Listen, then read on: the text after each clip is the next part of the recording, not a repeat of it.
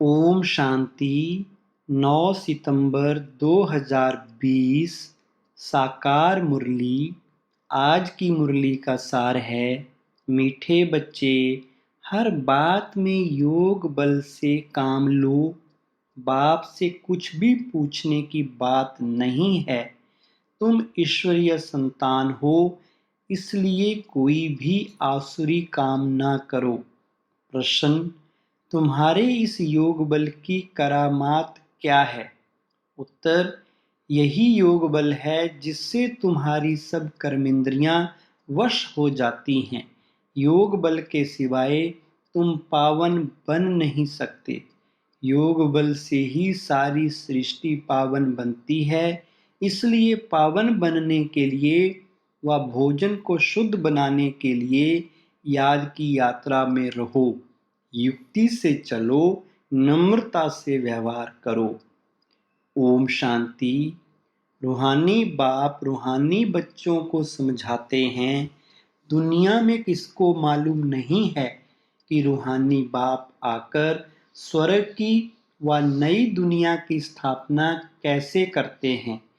कोई भी नहीं जानते हैं। तुम बाप से कोई भी प्रकार की मांगनी नहीं कर सकते हो। बाप सब कुछ समझाते हैं, कुछ भी पूछने की दरकार नहीं रहती। सब कुछ आपे ही समझाते रहते हैं।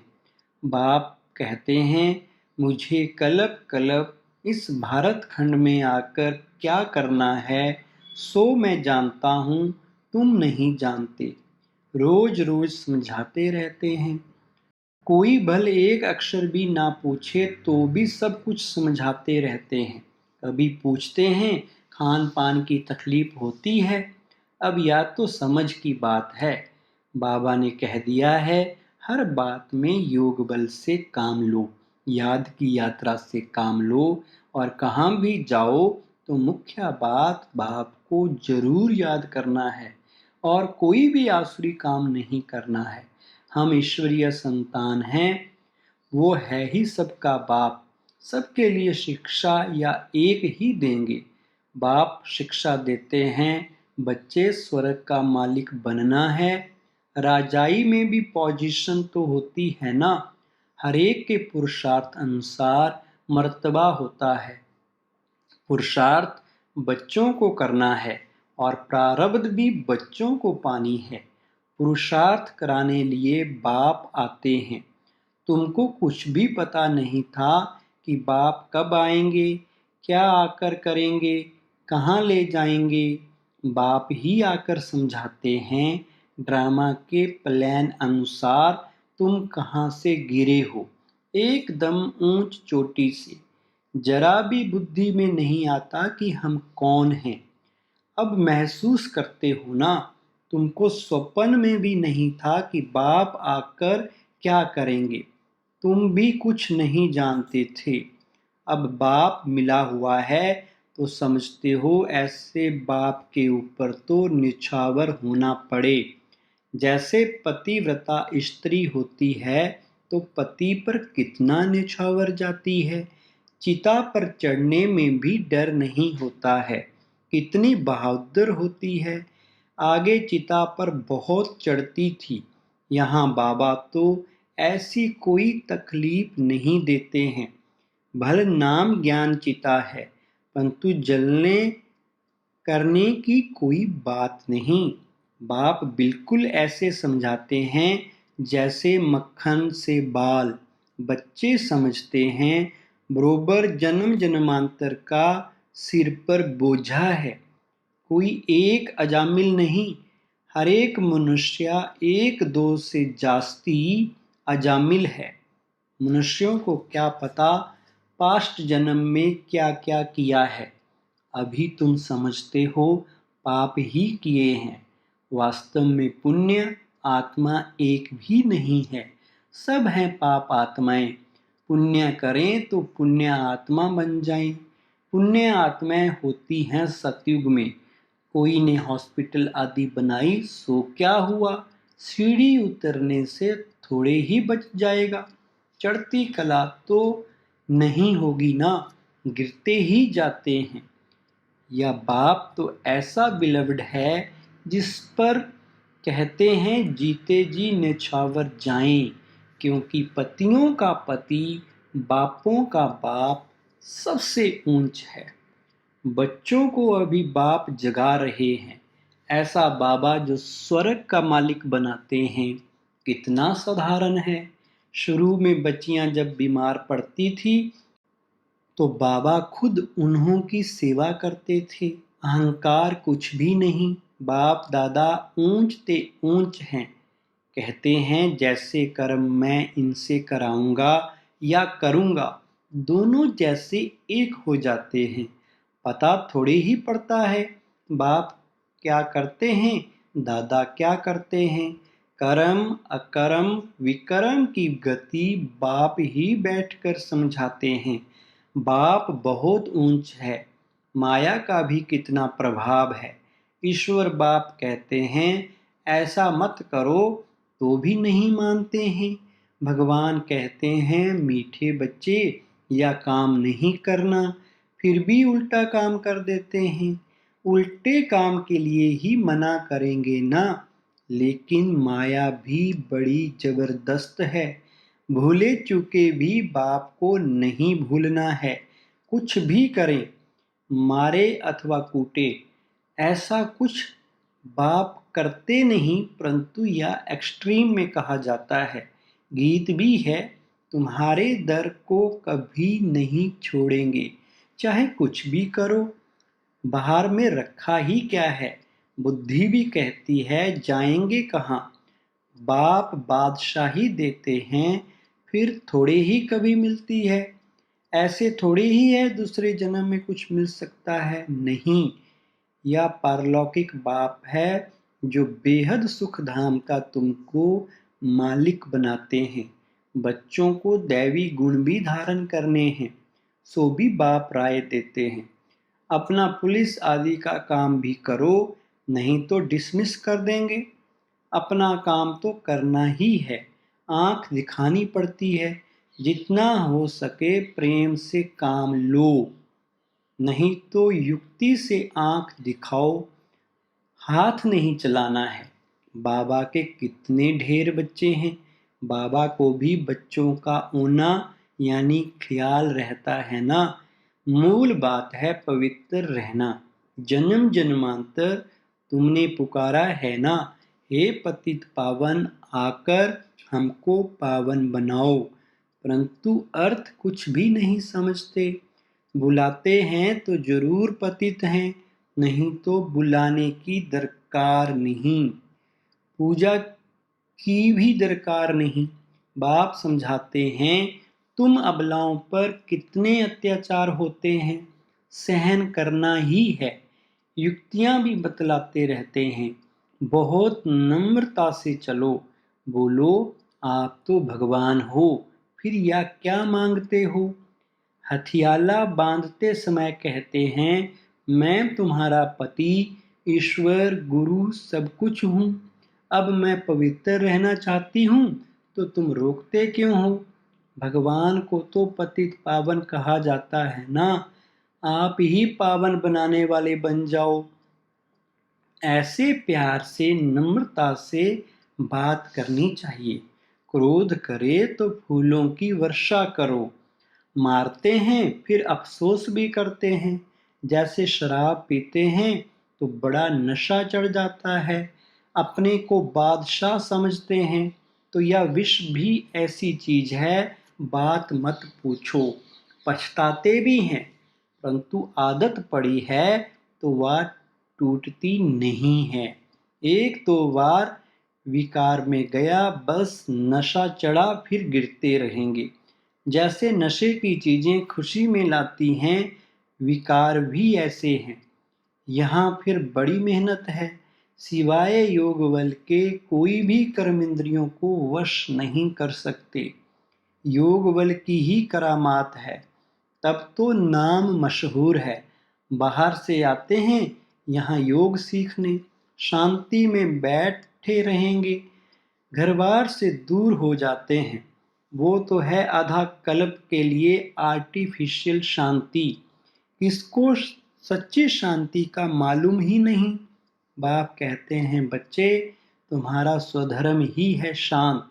इस शरीर से तुम कर्म करते हो। जब तक शरीर धारण ना करे तब तक आत्मा शांत रहती है, फिर कहाँ ना कहाँ जाकर प्रवेश करती है। यहाँ तो फिर कोई कोई सूक्ष्म शरीर से धक्के खाती रहती है। वो छाया के शरीर होते हैं, कोई दुख देने वाले होते हैं, कोई अच्छे होते हैं। यहाँ भी कोई भले मनुष्य होते हैं जो किसको दुख नहीं देते हैं, कोई तो बहुत दुख देते हैं, कोई जैसे साधु महात्मा होते हैं। बाप समझाते हैं, मीठे मीठे सिक्किलिधे बच्चों, तुम 5000 वर्ष के बाद फिर से आकर मिले हो। क्या लेने लिए? बाप ने बताया है कि तुमको क्या मिलने का है। बाबा, आपसे क्या मिलना है, या तो प्रश्न ही नहीं। आप तो हो ही हेवनली गॉडफादर, नई दुनिया के रचयिता, तो जरूर आपसे बादशाही ही मिलेगी। बाप कहते हैं, थोड़ा भी कुछ समझ कर जाते हैं तो स्वर्ग में जरूर आ जाएंगे। हम स्वर्ग की स्थापना करने आए हैं।